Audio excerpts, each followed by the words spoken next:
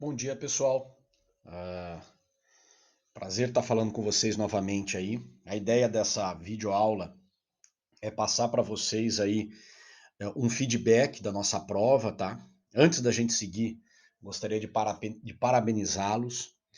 O resultado foi muito satisfatório, pelo menos do meu ponto de vista, tá? Às vezes, não sei se você ficou contente de ter tirado, né, uma nota acima da média, mas enfim, para o professor, para esse que vos fala, eu estou muito satisfeito com a média, com o desempenho, tá, da turma. Foi um novo desafio, uma nova forma, né, da gente encarar aí a avaliação. Esse período de quarentena está representando para a gente aí alguns desafios, né? E esse da realização da prova é mais um deles. Esse daqui também, né, a questão do feedback da prova, em tese aí, da nossa vista de prova, tá? Também é mais um desafio, né? Como que vai funcionar essa questão da vista, tá? Eu vou passar para vocês aqui, nós vamos discutir aqui um pouco a respeito das questões, eu vou passar, vou explicar um pouco quais foram os principais erros que eu encontrei, os poucos, né? Mas os principais erros que nós encontramos aí nas provas, tá? De uma forma geral, mais uma vez, quero ressaltar, quero sublinhar, quero negritar, né? Que o resultado foi muito satisfatório, tá bom? Às vezes, aí, se você pensava em tirar um 10 e tirou um 8, um 7, né, isso não é motivo de desespero, muito menos de tristeza, tá certo? Um motivo de alegria, é sinal que você foi eficiente. Afinal de contas, a média é 6 e você tirou acima da média, então você foi eficiente. Essa é a verdade, tá bom? Vamos lá, então vamos para a prova. Dois pontos antes da gente seguir para as questões que eu deixei aqui nas observações para vocês, tá? Que eu vou até me justificar aqui em relação à questão de algum desconto de nota. Primeiro ponto, né? Vocês encontraram em todas as questões duas exigências. Primeiro, eu gostaria que você justificasse a tua, digamos, a tua resposta, tá? Tá aqui, ó, justifique sua resposta e depois eu pedia para que você fundamentasse a sua resposta. O que que é isso aqui? Isso aqui é argumentação em seara jurídica. Tá? Quando eu falo para você justificar, eu quero que você justamente me responda o porquê. Qual foi o caminho lógico, o raciocínio lógico dedutivo que te levou a pensar daquela forma? Tá? Então, através da redação, que é justamente o campo, né, o objeto pela qual o estudante do direito, o operador do direito, ele se expressa. Então não é através de uma obra concreta, eu digo assim, né?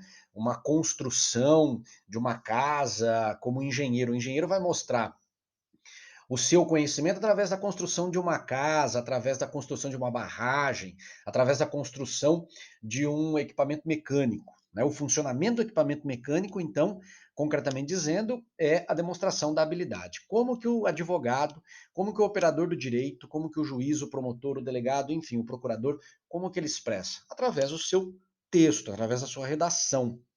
Então, essa é a sua construção concreta. Então, nada mais importante do que demonstrar, então, justamente que você conhece a matéria através da redação.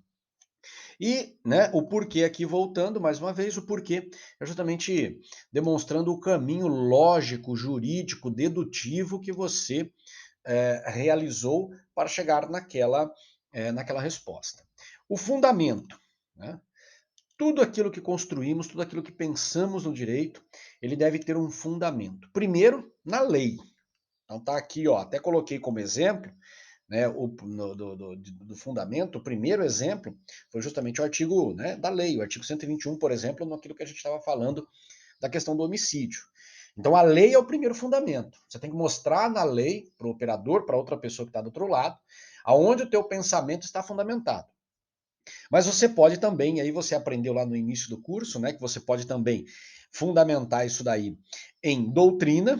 Aqui eu citei para vocês até a questão do Kleber Masson, né, que é um cara que eu acho que para a idade jurídica de vocês ele é muito bom, né? E você também pode usar a jurisprudência, né? Eu gosto muito dessa questão da jurisprudência, porque a jurisprudência representa a aplicação prática do direito, né? Então, tudo aquilo que os tribunais reconhecem, nós temos ali na jurisprudência, tá ok? Então, basicamente, as respostas exigiriam de vocês justificativa e fundamento.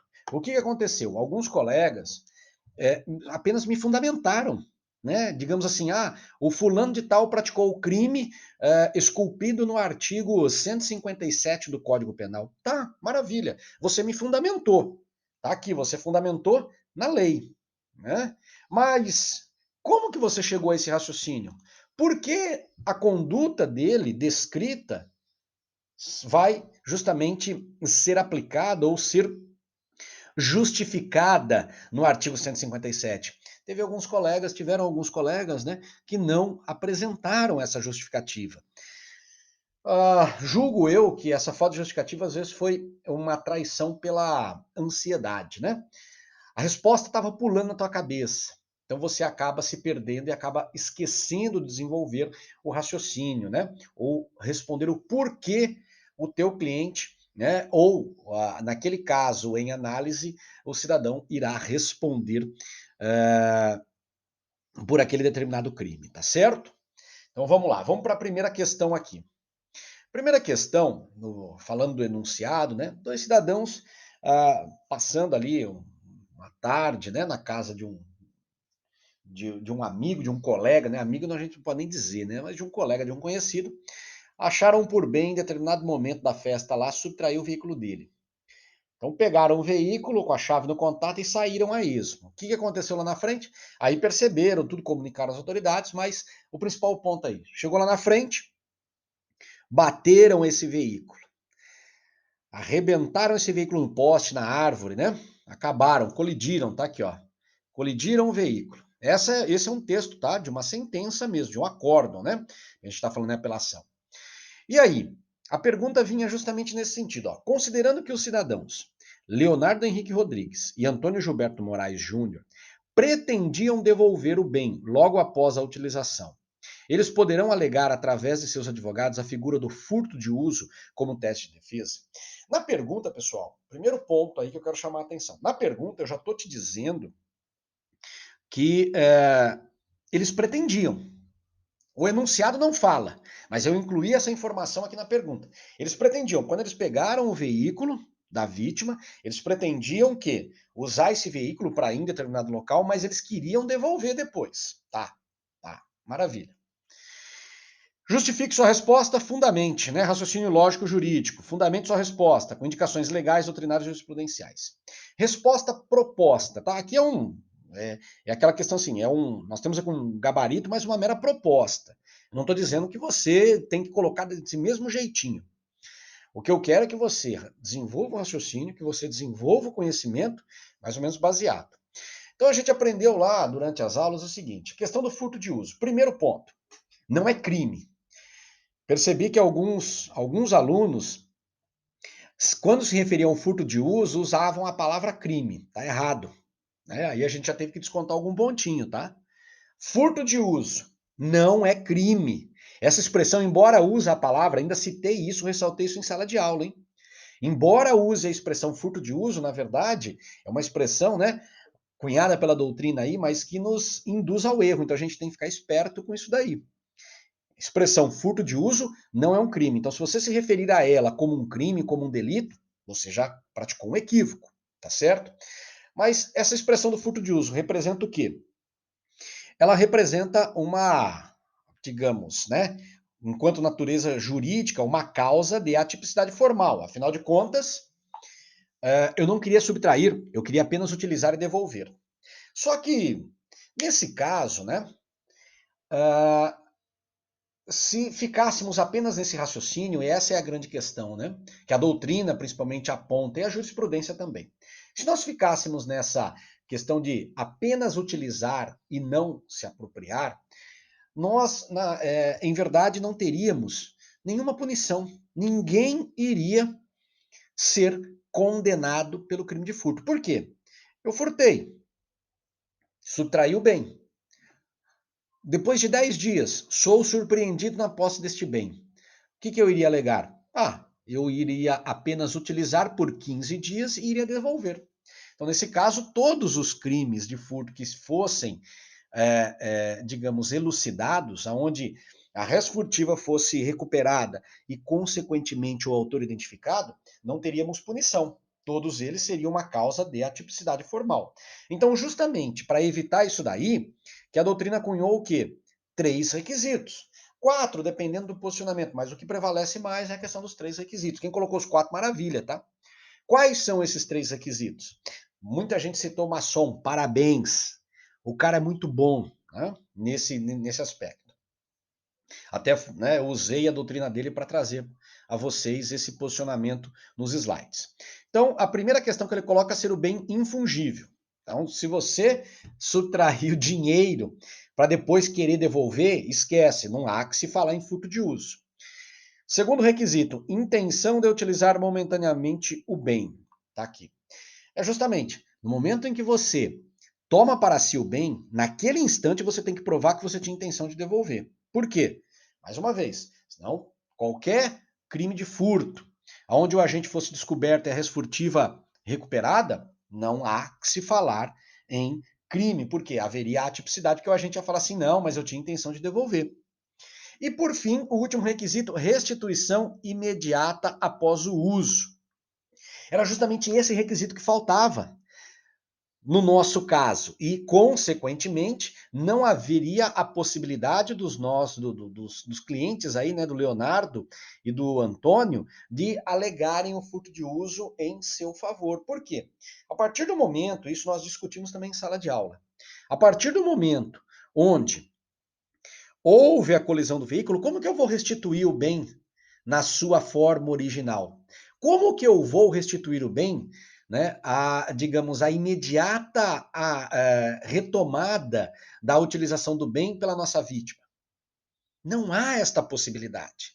Tanto que o enunciado fala, né, que eles abandonaram e voltaram ao local primitivo. Ó, os réus retornaram, tá aqui, ó, os réus retornaram ao primitivo local. Foi até ressaltado pelo nosso desembargador aqui, né, no julgamento. Logo, né, aqui é indicativo do quê? De que faltou o último requisito aí, que é justamente a restituição imediata após o uso. Consequentemente, nós não poderíamos estar falando em furto de uso no caso. Antes da gente seguir para o próximo, né, eu só queria ressaltar alguns alunos também, né, na hora de justificar e fundamentar, utilizaram, por exemplo, o arrependimento posterior.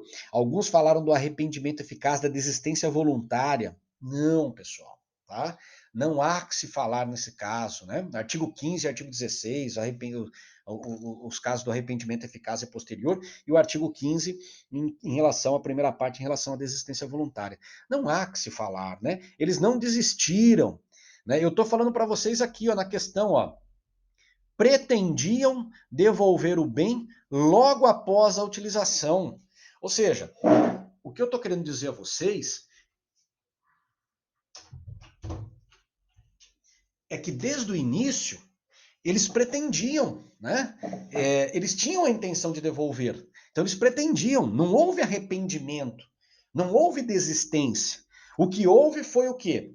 A impossibilidade de se cumprir um dos requisitos esculpidos pela doutrina e pela jurisprudência para a aplicação da figura do furto de uso.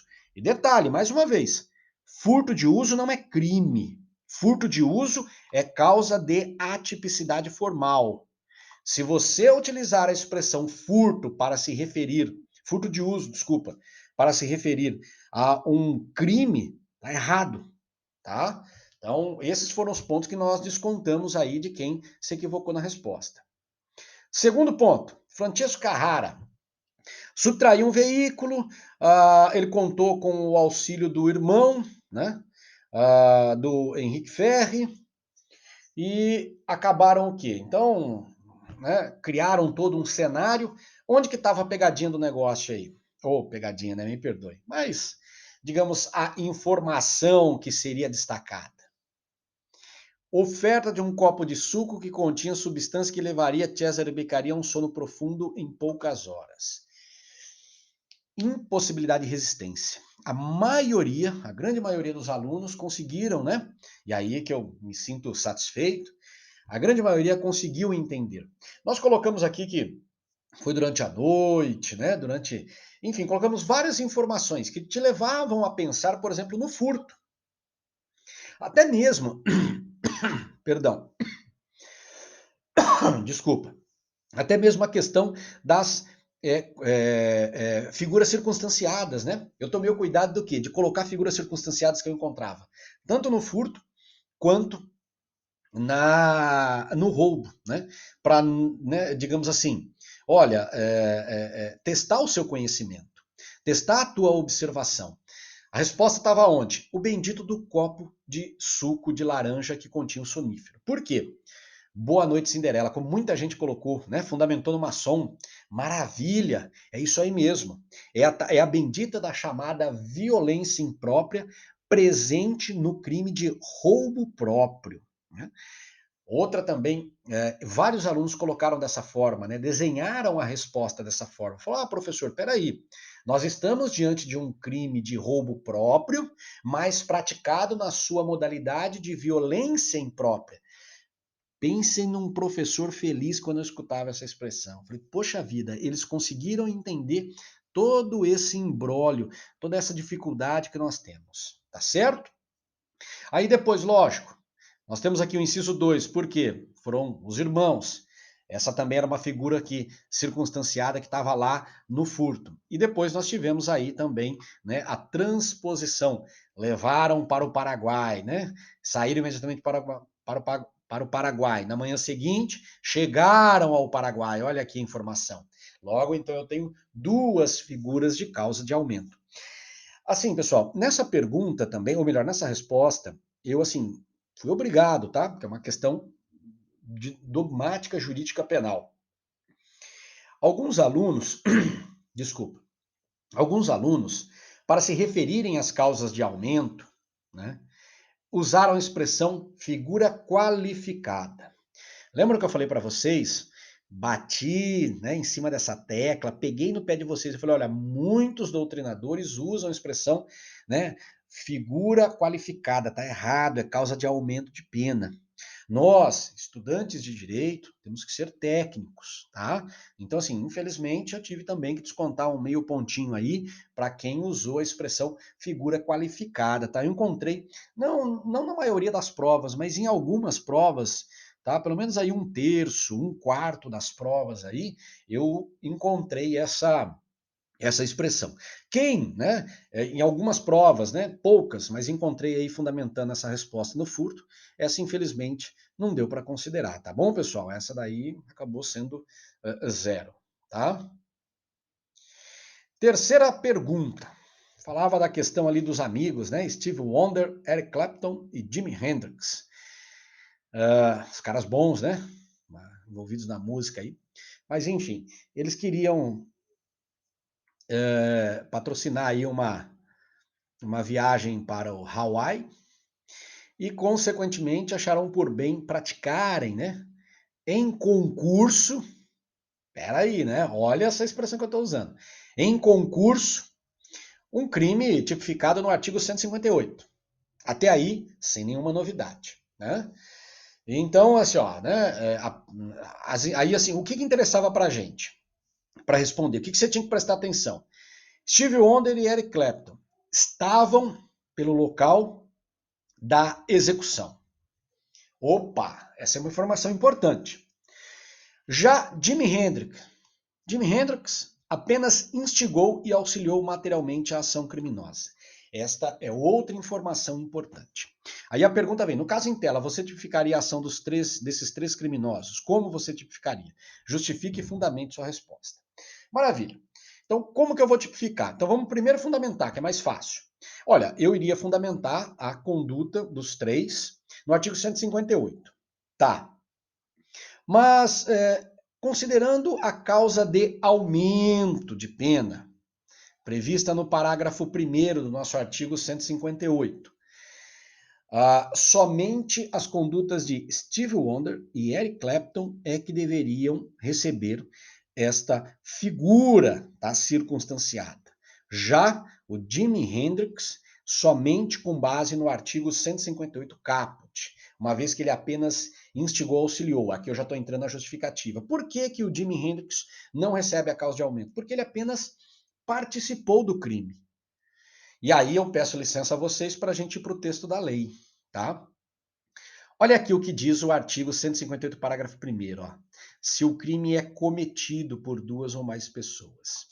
Percebam que o texto da lei não usa a expressão pelo concurso ou por concurso de duas ou mais pessoas. Vamos lembrar no concurso. Quais são as formas legais de concurso de pessoas admitidas no nosso Código Penal? São duas, coautoria e participação. Estão previstas lá no artigo 29 do Código Penal. Agora, quando a gente parte aqui para o artigo 158, parágrafo 1º, se a causa de aumento leva em consideração o fato do crime ser cometido por duas ou mais pessoas, isso indica que o legislador aceitou apenas a coautoria. E quando falamos em coautoria, falamos em execução do crime. Então, para receber a causa de aumento, que é de 1/3 até metade, os criminosos necessariamente precisam participar da execução do crime. É diferente daquilo que nós encontramos, né, quando falamos no artigo 157, parágrafo 2º, inciso 2. Aqui fala que a pena aumenta-se de 1/3 se há o concurso de duas ou mais pessoas. Quando se fala no concurso de duas ou mais pessoas, eu aplico literalmente o artigo 29, que é tanto a coautoria quanto a participação. Ou seja, para receber a causa de aumento de pena, não havia a necessidade de todos os criminosos estarem na cena do crime e, consequentemente, adentrarem em atos de execução. Tá bom? Então, voltando lá à prova, é por isso que Steve Wonder e Eric Clapton respondem pelo artigo 158, acrescido da causa de aumento do parágrafo 1º, desculpa. Já o Jimi Hendrix responde também pelo artigo 158, mas na sua figura principal, que é o caput, considerando aquilo que nós acabamos de ver, tá bom?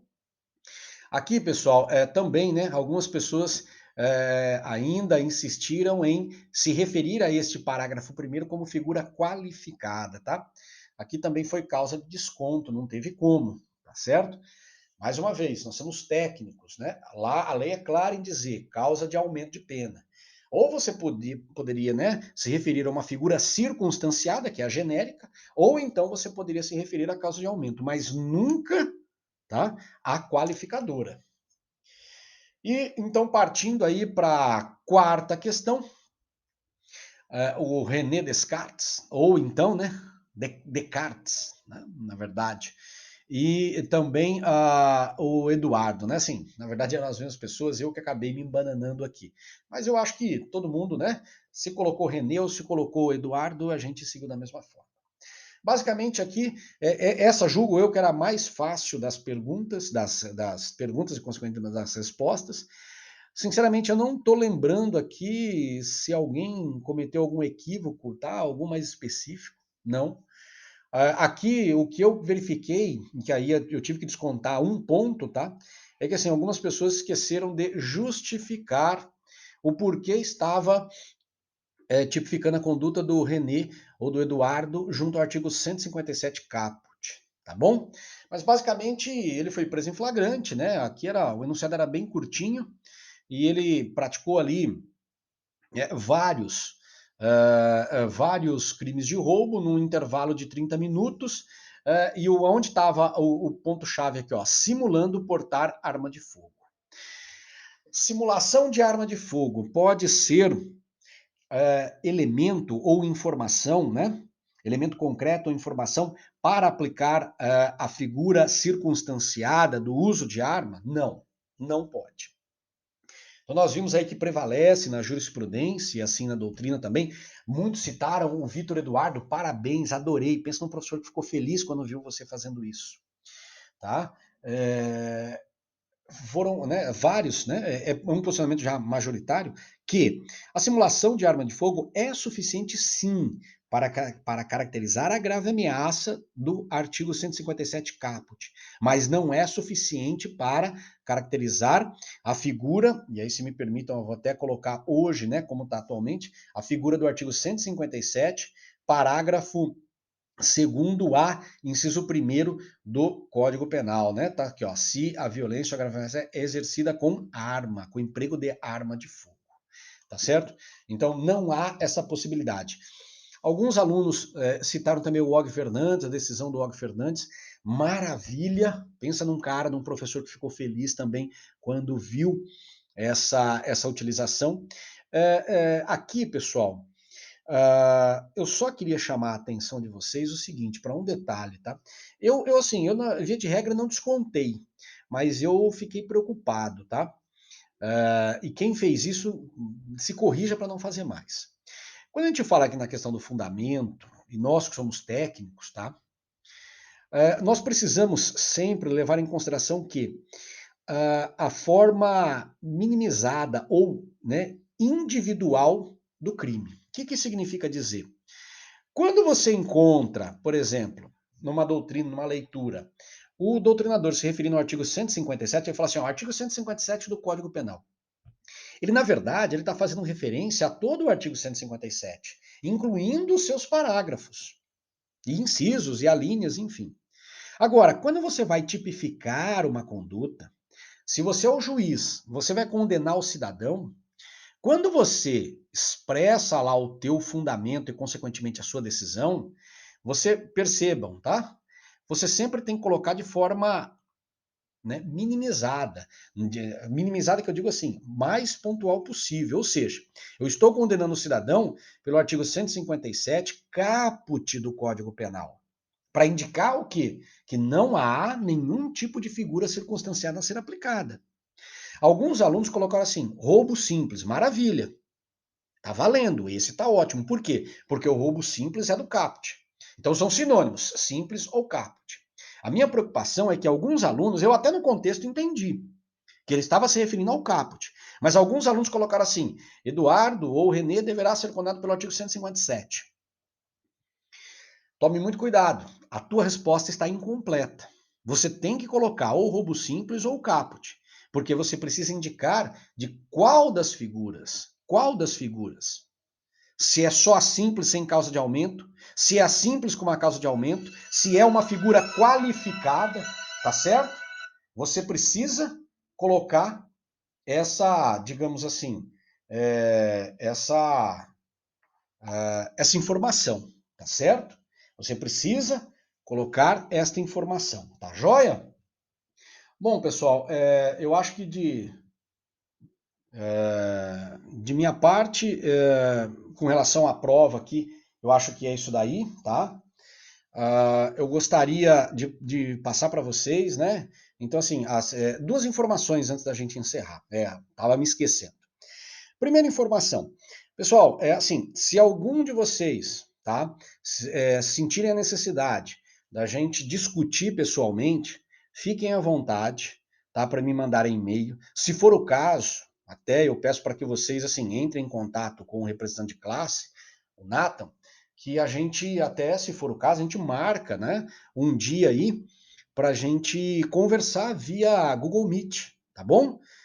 Se algum de vocês aí sentir a necessidade, né, de discutir alguma coisa da prova, afinal de contas, esse que vos fala aqui pode praticar algum equívoco, né? Então, assim, eu peço assim, se você sentir essa necessidade, dê um jeito de conversar comigo, ou me mande e-mail, tá? Pode me mandar e-mail direto, não tem problema, ou então, que nem eu falei, via representante de classe, a gente busca aí, né, discutir, conversar, esse feedback, né, assim, a gente que está na didática há algum tempo, é muito bom para enriquecer o teu conhecimento. Enfim, e se for o caso, até a gente dá um jeito aí de conversar virtualmente aí sem problema algum, tá certo? Eu estou à disposição de vocês. Segundo ponto que eu queria tratar com vocês é a questão da pontuação. A prova ficou valendo 8, tá? Então, basicamente, né, eu levei em consideração as nossas aulas que nós tivemos no, Nessa forma virtual, eu pontuei cada aula daquela, cada resumo que você mandou. Então, assim, eu precisava, né? É uma questão até de indicação da própria coordenação. Eu precisava contemplar os alunos que participassem. Era uma forma até de interagir, era uma forma de incentivar o aluno a participar. Então, de que forma? Através de pontuação. Então, a prova ficou valendo 8 justamente por isso. E teve aquele ponto extra também na participação. Então, assim, se você participou de tudo, então você fechou com 3 pontos. A prova valendo 8, você estava concorrendo a 11 pontos. Né?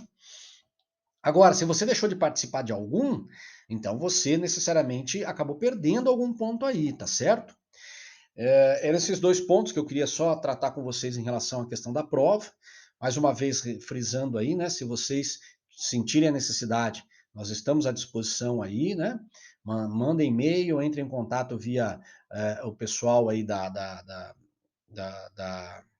o Nathan, ou então se algum de vocês aí já gravou meu telefone lá do tempo que eu permaneci no grupo lá também, fique à vontade, pode mandar o WhatsApp aí que a gente responde, tá certo? E semana que vem, tá? A gente, assim, a previsão é para o dia, a volta para o dia 23. É, ainda está um pouco inseguro, tá? A Oeste ainda não se manifestou, até porque a gente precisa da manifestação do governo do estado de São Paulo, a verdade é essa. Então, assim, a Oeste só pode voltar quando o governador, nosso governador João Dória, assim, entender por bem, porque afinal de contas a Oeste segue as regras. Então, assim, se tudo correr bem, a gente volta. Se caso contrário, na quarta-feira a gente começa com aulas gravadas, tá? Videoaulas. Nós vamos seguir no mesmo caminho desse daqui. Nós vamos seguir nas videoaulas aí, iniciando pelo artigo 159. Nós não podemos parar, tá bom? Temos que continuar aí e, se tudo der certo, então semana que vem a gente inicia uma nova jornada aí do segundo bimestre e buscando aí tirar o tempo perdido. Fiquem com Deus aí. Um grande abraço desse professor e tchau. Até mais.